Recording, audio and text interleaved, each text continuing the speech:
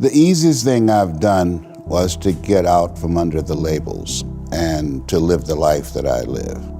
The most difficult thing I've ever done was to believe that I can do it. The difference is that when you don't know what's impacting you, and it's something that's holding you down and you're not aware of it. There are things that when you, in my situation, when you live in a dominant culture that is designed to destroy your sense of self and your belief in yourself, and you have to learn ways in which you can begin to connect with this power that you have within yourself to handle where you are. The key is to be constantly in a perpetual process of discovering the truth of who you are and fighting constantly to look for ways in which you can escape the inner conversation. Between ages 0 and 5, we determine what's available to us and what's not available to us. And so that was a defining moment. I knew there are certain things I could not do, certain places I could not go. They used to have signs on Miami Beach that said, Jews, dogs, and coloreds not allowed.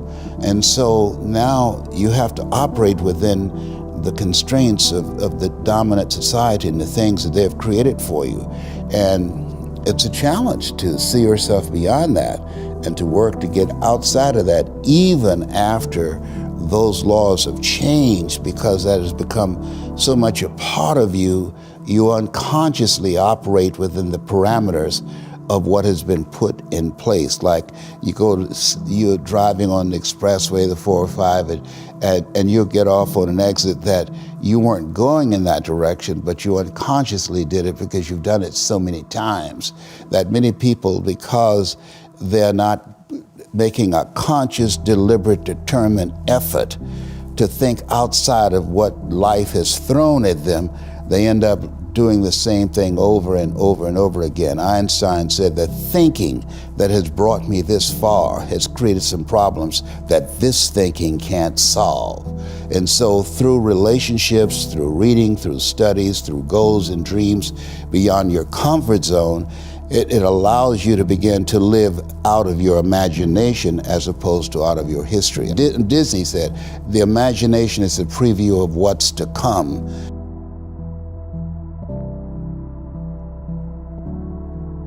They have to expose themselves to something that will give them a different vision of themselves. And in addition to that, they have to put themselves in a community of what I call OQP, only quality people. A gentleman who dramatically transformed my life, I was a junior at Booker T. Washington High School in Miami, Florida, and I went in his class looking for another friend, and he said, go to the board and work this problem out for me.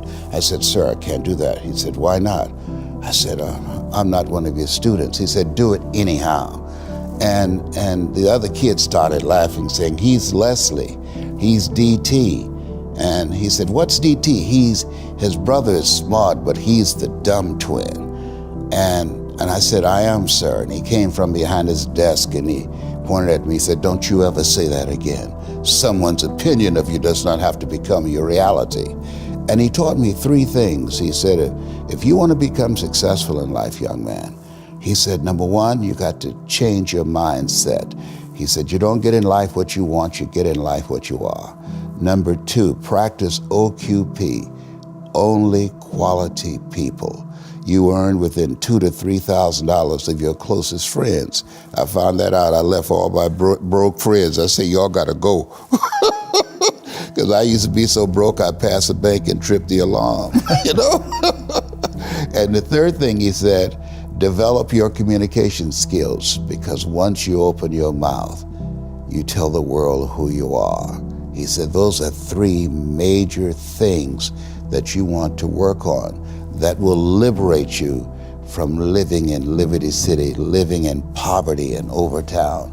It will help to escape out of where you are right now, because I see you watching me and I know you want more. I can see the hunger in your eyes. You get hungry by finding something that's you. I believe that all of us are born unique, but most of us die copies. You got to find out what is it that turns you on, what resonates with you. One of the things that I realized and what allowed me to become successful as a speaker, the speaking industry has been hijacked by people who speak to sell, and it's okay to do that and make money. I speak to change lives because somebody spoke and changed my life. So this is my passion. This is my drive. This is something that I feel in my heart. And so the key to that hunger-driven life is a heart-centered life. I didn't do what I'm doing for years because of my programming, because of the culture in which I was raised in. I would see other people with degrees and PhDs and MBAs and credentials I don't have, and I convinced myself I couldn't do it. But Mr. Washington, on that day, we became friends, and he taught me not only someone's opinion of you does not have to determine your reality. He said that you have to work on yourself and you have to have an unstoppable attitude, and no excuse is acceptable, and you got to make it a priority, a non-negotiable in your life, and hold a constant vision of what it is you want to achieve. See it accomplished and go all out. Find a way to win. In spite of the setbacks, in spite of the disappointments, in spite of your failures. I tell people when I'm giving presentations, you will fail your way to success. I have a saying, as life knocks you down, try and land on your back, because if you can look up, you can get up. And so those experiences of going after goals that's beyond your comfort zone, and having relationships that will challenge you, and surrounding yourself with coaches and mentors who can take you to a place within yourself that you can't go by yourself because you can't read the label when you're locked in the box. And so those experiences, they challenge you to go to that next level and continue to move forward in your life, doing new and exciting things that eye has not seen, ear has not heard, nor has entered the heart of mankind what God has in store for you when you live a heart-centered life, deciding that you're going to live a life that will outlive you. You're going to live a life that counts, a life that will build a legacy and change the planet. You know, Horace Mann said, we should be ashamed to die until we've made some major contribution to humankind. And so my goal is to make a major contribution to humankind. Every day when I get up, my mindset is, what is it that I can do to touch and impact somebody's life today? What is it? What does that look like? Don't live the life that has been given you by their circumstances, by the people that's around you.